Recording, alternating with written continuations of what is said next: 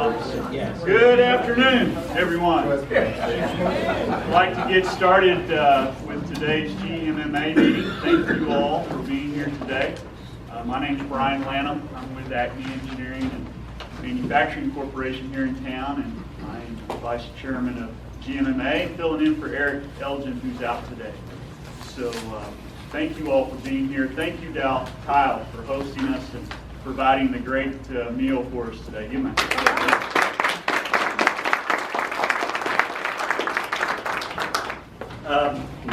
for those that are name challenged like myself, we'll take a few minutes and go around, and it'll go very quickly, and let you introduce yourselves. Just kind of stand up, tell us who you are and who you're with. That way we can put a name with the face, and it'll help us remember going down the road. So let's just start here on the front row and head our way back.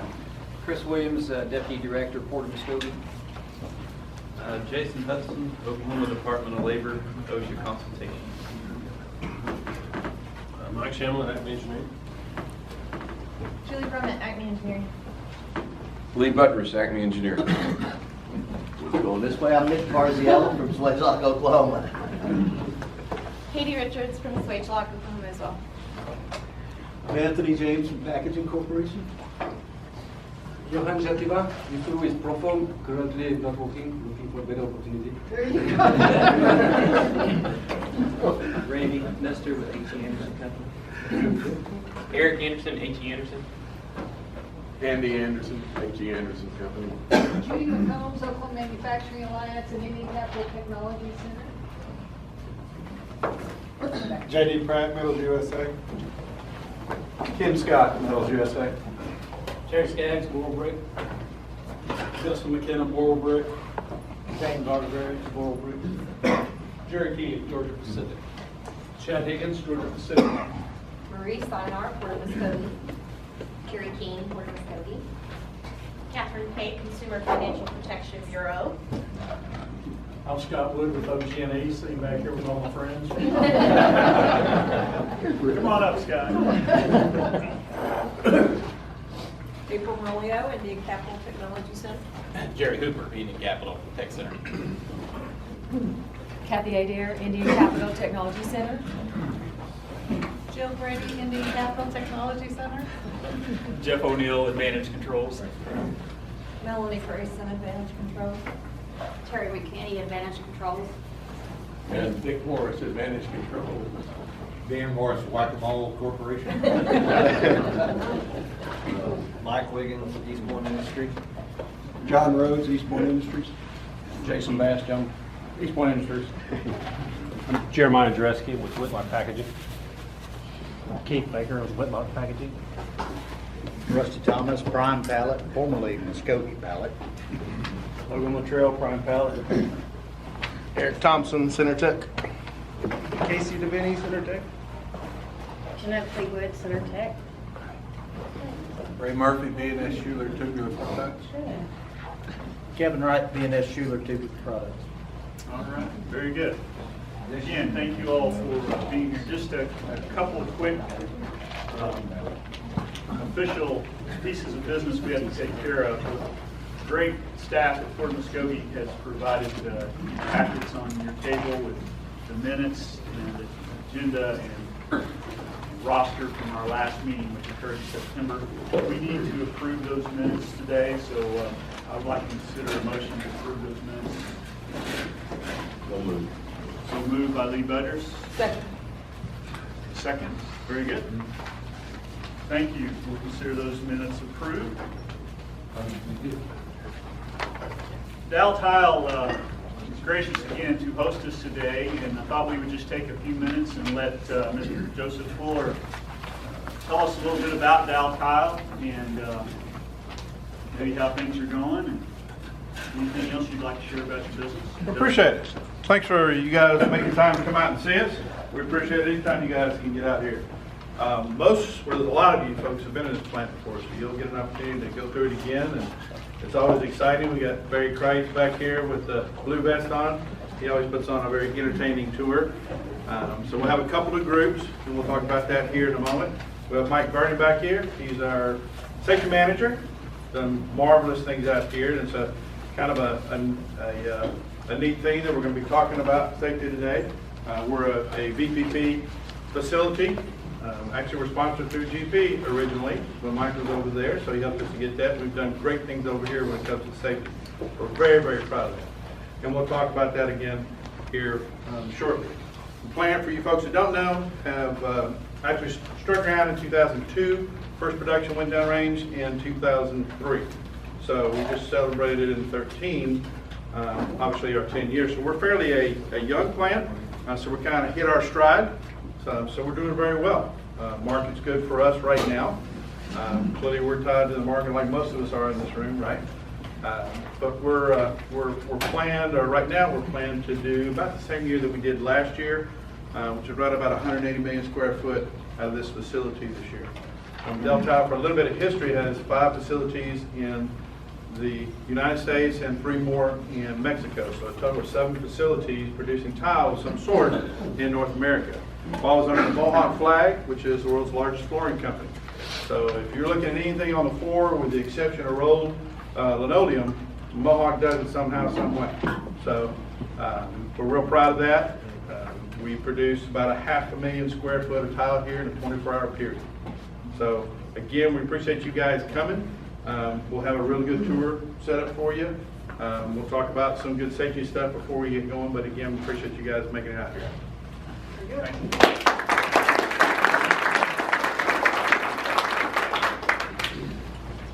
So keeping with our agenda now, we're going to have a very informative guest with us today, Jason Hudson from our state OSHA group. We've actually had Jason in our facility over at Acme a few years back. He was very, very helpful to us. So sometimes we might have the impression or the thought of OSHA being someone carrying a heavy hammer, but actually they have a lot of services, especially on the state level, that can help and really be an asset to your business to help you be a safer company. So without further ado, Jason. Thank you. Welcome. Thank you very much.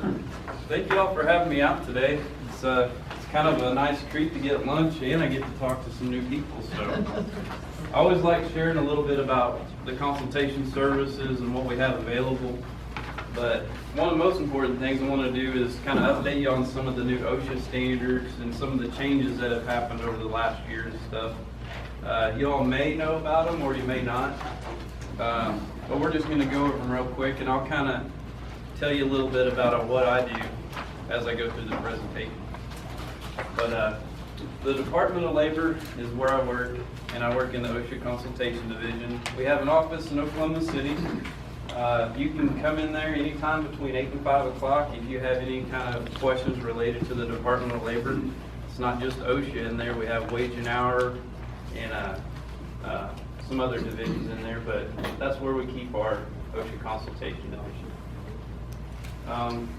This is kind of our structure. If any of these people come on site, we're the good guys. These are a list of all the good people out there that give us consultations. So don't throw us out or call the cops on us, please.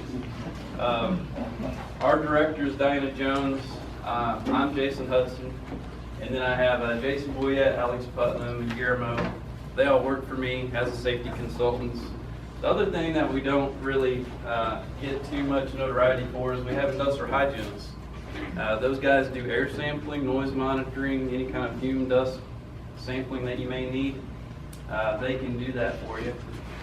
We have John Dyer, Diana Kazmarek, and Brian Keaton. And I'll get into a little bit about what they do, but we do free sampling if anybody needs any kind of sampling done. Usually that costs, $2,000 to $3,000 to have sampling, and we can do it for you for free. So I don't know what's going on. That's all right. But how about that? There we go. Hey, that's a lot clearer now. But our services, this is just a brief overview, and we'll get into it here in a little bit after I go over some updates. But participation is voluntary. It's a free service. Everything's confidential. We do not talk to federal OSHA. That's a separate enforcement unit. We get our money from the government, which is a grant. They don't office with us, they don't associate with us. So everything we do is totally separate. We can't even tell them, you know, what we found at a site or anything like that, unless somebody refuses to correct a hazard. But I've been there 10 years and nobody's ever refused to correct a hazard because we always work with everybody on that. But anyway, we'll get back to this here in a little bit. These are the 4 things that I wanted to kind of cover with you today, because these are some of the hot topics that have changed with OSHA. If you haven't known about the new GHS system, it's still out there, still evolving. A lot of companies who create their own chemicals are having to generate MSDS, which are now SDS sheets. So those new SDS sheets are kind of flowing in, and some are not. If you're not getting a good response on those, you may need to make a note of that in your records. But anyway, we'll go over record keeping, arc flash, and confined space. These are the dates. If you noticed, it was back in 2013. Everybody should have been trained on the new SDS pictograms. And there's some samples here in the slide we can show you too. Also, distributors who ship product, they should be shipping those out with the new labels on those as of December 1st of last year. The last date is June 1st, 2016. And that's just to update any alternative workplace labeling that you may have in the workplace, like if you're using HMIS or NFPA or something. But the most important thing is, you know, GHS, it affects a lot of different other standards, not just the 1910 1200 standard, but you have your flammables and combustible liquids, how you train your employees on identifying those. If you have anything to do with a process safety management program, you have to redo how you identify your chemicals in that process with the new pictograms, and then the construction standard too. But the cool thing about the new SDS sheets is they're going to be standardized throughout the world. Nothing is going to be different if you go to Germany, if you go to Australia, if you go to the United States, Mexico. They're all going to have the same 12 mandatory sections in them, and maybe a different language in a different country, but it's basically going to be in the same format. There is a guide to GHS on the OSHA.gov website. There's a lot of information on there. There's training information for your employees. You can print off and use as training. But it's a good resource to kind of bring you up to date if you're not already doing this, which I expect everybody is. Like I said, these are the new pictograms. If you haven't seen them before, you're behind the curve. We need to get you caught up. So you can print these off, you can show them to your employees, you can train on it. Some of you may not know this picture. This is Dr. David Michaels. He's the Department of Labor. He's over everything. So he's the guy in charge who tells us, you know, this is going to be the new standards. This is how we're going to do the training for people. So, but anyway, this is the hazard communication page and what it looks like whenever you go to the OSHA.gov website and how you can find stuff. The next thing that we're going to talk about was the record keeping rule. I know it was effective January 1st, 2015, but a lot of the companies that I've been going to see, they don't know about this new rule, or they're not reporting things accurately or correctly right now. The first thing, this really never changed. The 8 hours if you have a fatality. Upon, you know, notification of a fatality at your site, you gotta call federal OSHA. You gotta let them know. The things that did change were this inpatient hospitalization, amputations, and the loss of an eye. Those have to be reported within 24 hours now. It used to be 3 people, but now it's just 1 person. If 1 person has to go rescue activities in advance, and if you are in construction and you want more information about it, OSHA.gov, they got everything. They got the new rule there. It's printed out. I highly recommend to go through and read it.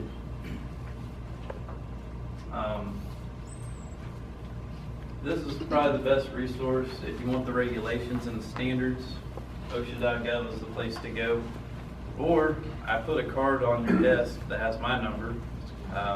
We're open to any kind of phone calls, any questions, any emails that you may have about an OSHA standard. That's what our service is for. We're there to be free and try to provide you an answer to any kind of OSHA questions you may have. So if you're ever kind of scratching your brain, sitting at your desk, and like, what in the heck do I do with this machine guarding? How do I fix it? Or is this a flammable? How much can I store to get it? You can just call us and we'll save you maybe a couple hours. But to get back to kind of where we started, the presentation is a little bit about our service and what we do. Like I said, it's free.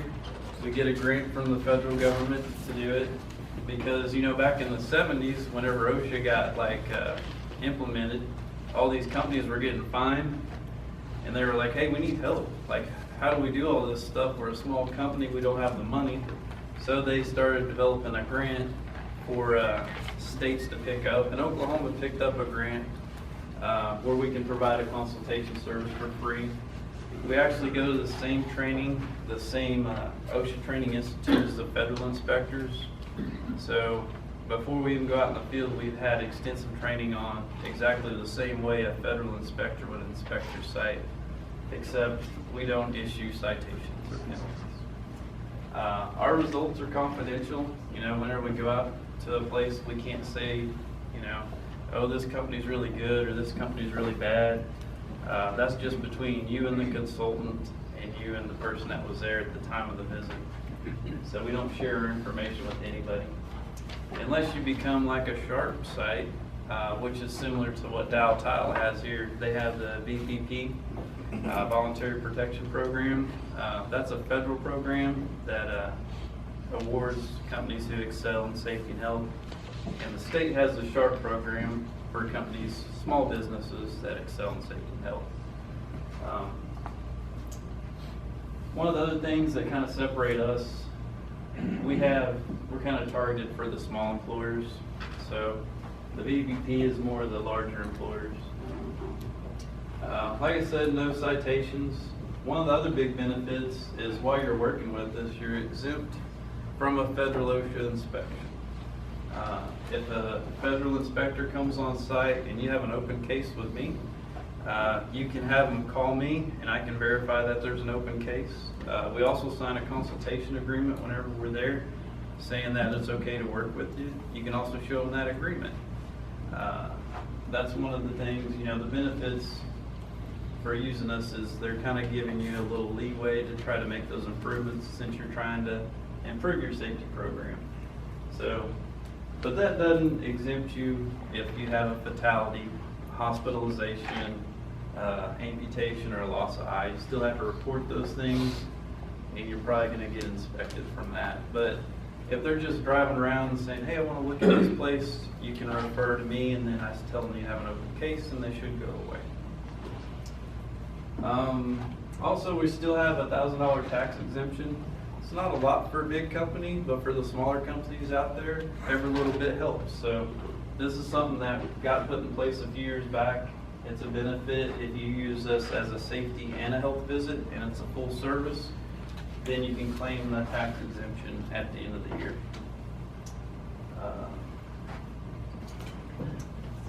To get started, you know, we have to be invited out. We can't just show up and start looking around and telling you like this needs to be fixed or that. We have to be invited out. We set a date with you. We try to address your specific needs. We can do a full service or we can do a limited. Full service is we look at everything from top to bottom. We look at OSHA logs, accident reports, programs, training, and we do a walkthrough. Limited service is whatever you want us to look at. We can come out and look at just one piece of equipment. We can look at one training program. We can look at whatever you got out there. You can just say, hey, we just want to do half the plan. We just want to do this new edition. So it's kind of tailored to whatever you want us to look at. And you know, anytime during the visit, you know, you can always say, hey, you found enough stuff. Get out of here. You know, we don't want to overwhelm you. We just want to tell you what you need to do to fix it. And if you think, you know, the OSHA standards are the minimum requirements that you got to meet. And that's all that we're looking for when we come out. We're just going to make sure that you're meeting the minimum requirements, not above and beyond. We're not going for like the voluntary protection program, because that's an above and beyond program. The SHARP program, that's an above and beyond program. The general inspection is just making sure you're meeting the minimum requirements in case you are inspected. And this is kind of how we kind of flow through it. We have an opening conference, we do programs, a site walkthrough, and then whenever we get done, we're going to do a closing conference with you. We look for anything and anything that could hurt an employee or cause harm, the potential. So whenever we do walk through, we like for, at least you, maybe a maintenance person who may do the corrections to walk with us. So as we identify the hazards, they can be there to know what we identified. The on-site visit at the end, the closing conference, like I said, we're going to sit down, we're going to review everything with you so you know exactly what to do whenever we leave and what you have to fix. After the visit, you're going to get the report. One of the things when you get the report, to abate the hazards, we have to have written assurance from you, or we have to have a follow-up visit where we come back out and verify the hazards are corrected. So one of the two, we do have to identify them, but also as part of our grant, we got to verify that you fixed them correctly. And this is just good for us, but also good for you too. But we'll take it either a written assurance or a follow-up, just a visual look through. Man, that went a lot faster than what I thought. That's good, right? So, this is my name, that's my email. Also, my phone number in case you have any immediate questions, you can always call. But I think that's it. It's kind of quick and to the point. Hopefully I didn't put anybody to sleep too bad. But it's kind of hard to get you going right after lunch. But is there any questions, any OSHA questions, any consultation questions? Jason, what is the SHARP program? SHARP program is like the voluntary protection program that federal OSHA has. But with the SHARP program, it's for companies who excel in safety and health. They go above and beyond. Instead of just having programs and training as required, it does like you have a monthly training program, you have a safety committee, you may have a safety incentive program. You have employees actually involved in decision making with regards to safety and health rules, helping with safety investigations, accident investigations. So it's a total involvement within the company of everybody. And to get to the SHARP level, your rates have to be below the national average for your specific NICS code. You also have to have a low amount of hazards found whenever we go out there. Nothing too serious, nothing too dangerous that we find. It can't be a lot of things. And then also we have a Form 33 criteria. There's 58 questions that we rank your safety and health system on. And you have to score at least a 2 or 3 on all those 58 questions. And it goes over management, leadership, training, hazard correction. There's a lot of things in that to get to that level. But if somebody's interested, we're always willing to help kind of lead you in the right direction for that kind of program. And once you get to the SHARP level, like I said, with the general inspection, you get while you're working with us, you get an exemption. And usually our exemptions while you're working with us are just 30 days. But if you get to SHARP, you could have up to 1 year to 2 year exemption from a federal OSHA inspection. So it's kind of a benefit. It's if you get to that level and you can prove that you are a SHARP company, then there's no reason for federal OSHA to come out if you're doing that good. So it's kind of one of our benefits. Did I see a question? Yes, Jason. Jerry Hooper, Union Capital. I've been your safety training coordinator here in this town and area for the last 3 years and taught a lot of the GHS. There's still some gray areas in that I have questions about. The June 1st, 2016, that's it, deadline. You should have all your training, you should have all your SDS changed over from MSDS, right? Mm-hmm. Yeah, you should How be critical, how stringent are they going to be on that? when they come into a company, say a small company, may not have a safety person that stays on top of things like some larger companies. They've got the MSDS, but it's in the old version. How do companies treat that? That's always been one of the questions that I never really got a clear answer from. Yeah, one of the things you can do is being a small company and you're trying to get these SDS sheets from another company, and if they're not providing them, one thing you can do is call Federal OSHA and let them know that they're not providing the SDS sheets as they're supposed to. And that'll kind of get a kickstart, because Federal OSHA will call them to see if they do have stuff, and if they don't, they may do an investigation.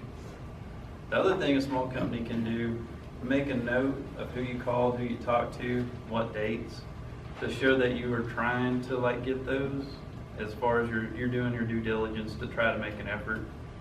And that's going to be in your benefit if Federal OSHA comes out to do an inspection and say, we tried, we called the company, we called you, we informed you that they didn't have them. And that's basically all you can do until they start providing them. I don't like being a tattletale. That's kind of what it is. And you kind of know that that's one thing they're maybe going to key in on if they show up at your doorstep. Say, where's your right to know workstation? And if you're knocking the dust off of it, they know that you probably haven't kept up with it. So yeah, exactly. Yeah, get the dust off. Well, is that it? I guess that's all then. You mentioned the Form 52 or Form 53 with the Form 30. Is that something we can look at, or is that not public knowledge till we ask for you to come out and do a consultation? Usually provide those with the reports as a guide to kind of help you out. And usually we rank, certain elements in there as what you're doing good or bad. But I can kind of talk to you after a while, and maybe we can come out and do a consultation or something. Maybe. I was going to have her do a self-assessment on this. Yeah. Yes, sir. What's your workload? Is it just you that's doing this in the entire state? Or? Well, there's... if I called you tomorrow, when would you call me? Probably the end of summer. End of summer. We're pretty busy. There's 4 safety consultants and there's 3 industrial hygienists. And the hygienists aren't as backlogged as the safety consultants are right now, so they may be able to get to you within a month to a month and a half. But the safety guys, that may be at least 2 to 3 months. So if I had a surprise OSHA inspection between now and then, would you write me a note?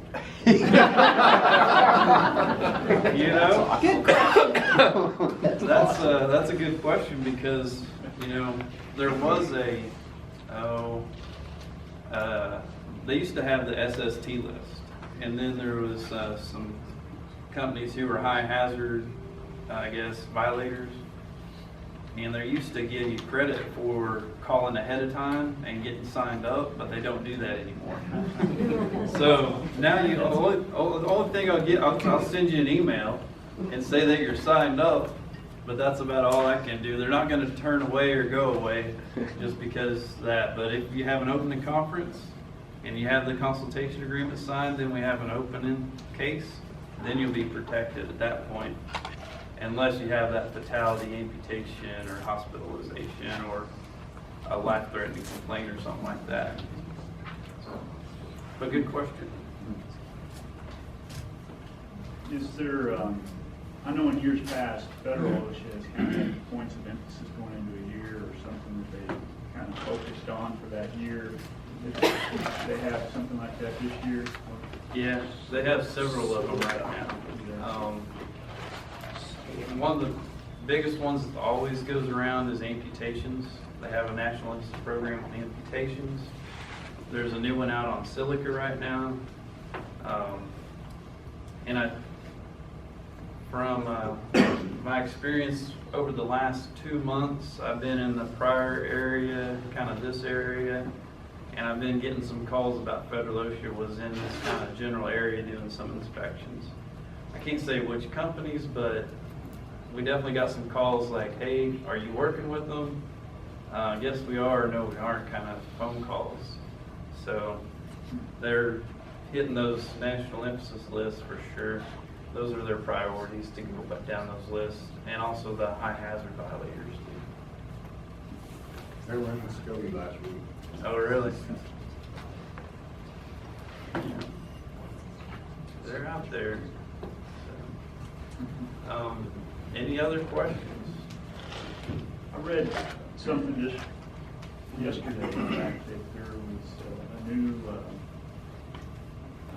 monetary citation base put in place for the federal OSHA. Is that true? Yeah, that's correct.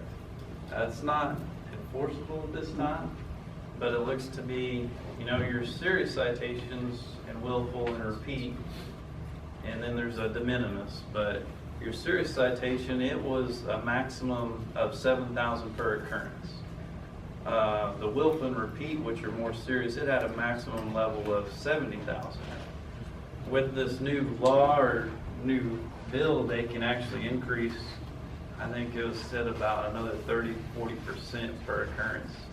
So you're looking at a $7,000 serious max going up to $12,000 per occurrence.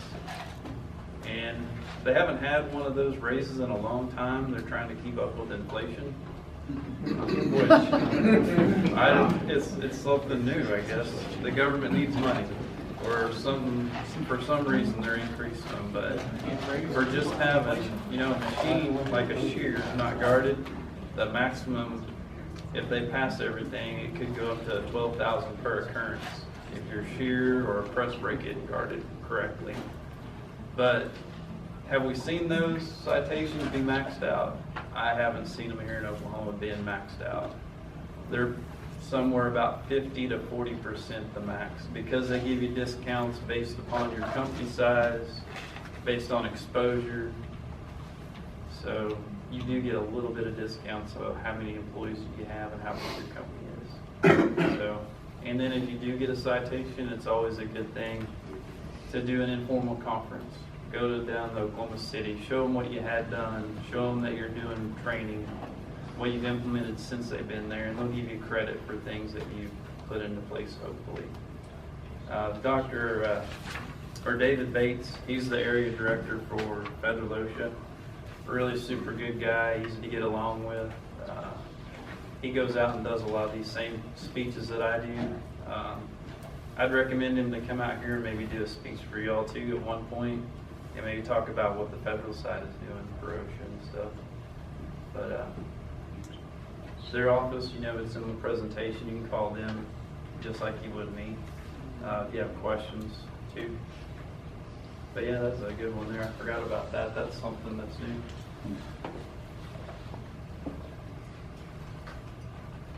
All right, I guess I'll call it. I'm guessing. I just want to say that we had these guys at Acme, and I think we were pretty impressed with them.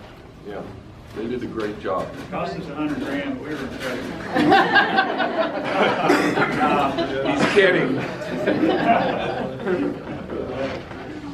All right. Thank you, Jason.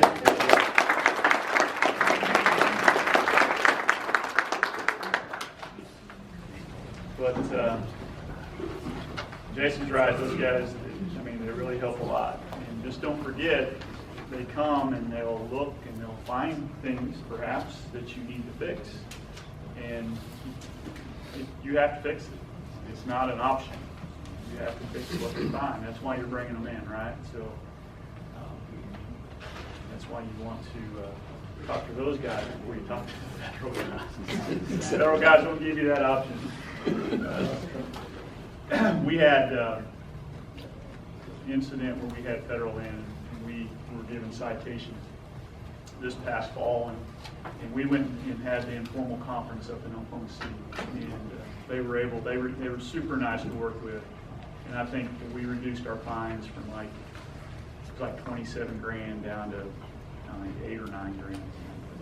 So they really, if you'll just show them that you're, you know, that you're doing your due diligence, that you're putting the effort in, that you have a good program in place. Sometimes just an accident happens. You hope it doesn't. Sometimes it does, and they'll really work with you if they see your intent is there. So So thank you, Jason. We don't have any old business to discuss on the agenda, so we'll go to new business. I always like to ask our manufacturers here if there's anything new and exciting going on in your business. I know we have a couple here that I'd like for them to say a few words about. Whitlock, for one, that's doing a big expansion. Okay. Yeah, I think a number of you might have been at the site. We had started the install but hadn't commissioned the line. So we're about 9 weeks into running the line, going through that startup curve and the headaches. But it was a significant investment for us, about $12 million into really one package. So if you're drinking iced tea this summer, make sure it's Lipton Pure Leaf. Help us out a little bit. But we're excited for it. All right. You got Logan. You guys want to tell us what's going on? I'm Logan Luttrell. I have bought out Muskogee pallet. Scott Lambert's been around for eons. Also Frontier Resource Development. Frank Morgan had a pallet company here in town. We have combined them into one location. We've added about 18 jobs over the last 8 to 12 months. Frank was a smaller company that just mainly dealt with OI. Scott Lambert, I'm sure a lot of you guys have dealt with him. And a lot of you guys are customers of us now, and I appreciate it. And some people have been customers of Muskogee Pallet in the past. We are also